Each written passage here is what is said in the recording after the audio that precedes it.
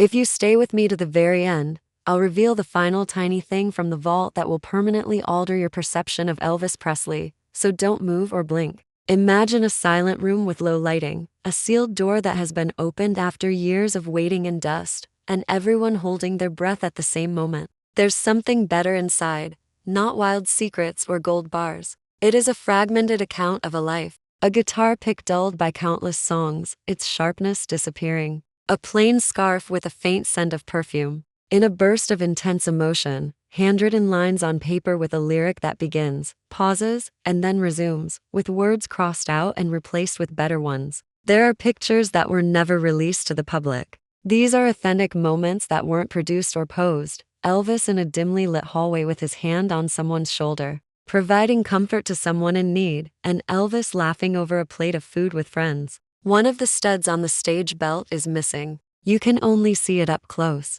He retained a letter from a fan that read, "Your song helped me get out of bed," rather than the compliments. He was halfway through a book when he discovered a movie stub with the words "Good Line" written in the margin. There's a tiny tin filled of tour-related coins, the kind you put in your pocket and forget about, that are now tiny bells from a bygone era. A plain packet labeled "Spare" contains a broken string that has been taped flat, demonstrating that even magic need a backup. He kept a small black book with a list of meals he wanted to eat in small towns, a pie here, a stew there, a cafe with wonderful coffee instead of a list of names. You saw a man who loved to laugh, taste, and live. He never mailed a postcard with incomplete words, possibly because he spoke them aloud. A narrow roll of tape with dates scribbled on it, pre-made lists that were altered at the last minute, and arrows indicating where he felt the audience, where he would slow down, and where he would go large were all located at the bottom. These are not major secrets. These are sincere ones.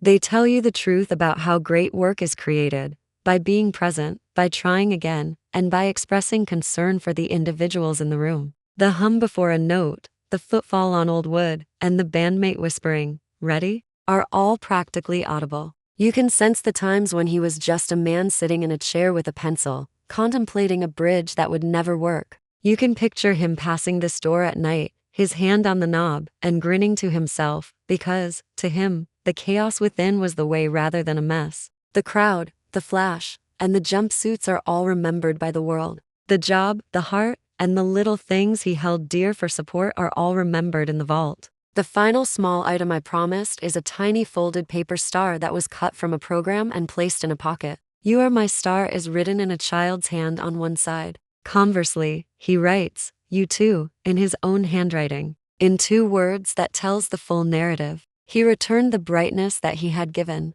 Please hit like, share with a friend who enjoys true stories. Tell me in the comments which small item touched you the most, and subscribe if this glimpse inside made you feel closer to the person rather than simply the icon. This will ensure that you never miss any more moments that bring legends back to life in a gentle, straightforward way.